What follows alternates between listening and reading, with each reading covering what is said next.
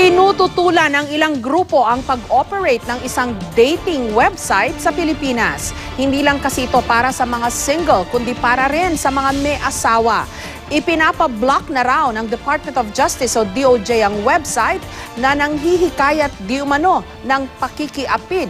May report si Pia Arcangel. Ang buhay ay maikli, mga liwa. Ito ang mensaheng bungad ng dating website na ashleymadison.com sa mga bumibisita rito. Dahil di tulad ng ibang dating website na target ang mga single at naghahanap ng pag-ibig, layo ng ashleymadison.com na tulungan ang mga may asawa na makahanap ng ibang babae o ibang lalaki na pwede nilang i-date.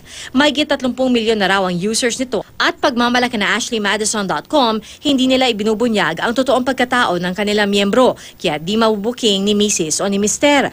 Nagsimula sa Canada, inilunsad na rin sa Pilipinas ang website na ito.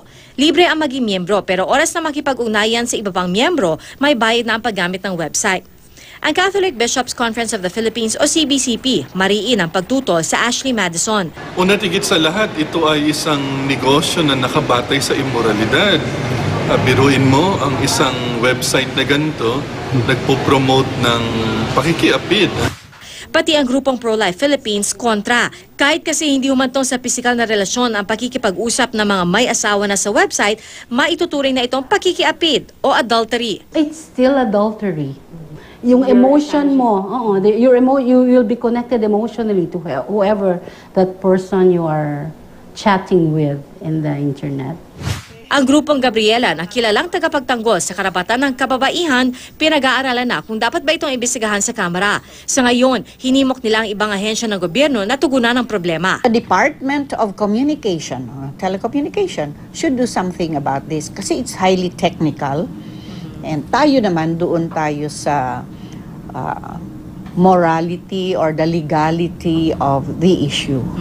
Kanina, inatasan na ni Justice Secretary Laila De Lima ang DOJ Cybercrime Office na makipag-ugnayan sa mga telecommunications companies para tuluyang mapigilan ang naturang website sa pag-ooperate sa bansa. It encourages adulterous acts, and adultery is a criminal act punishable under our general criminal law.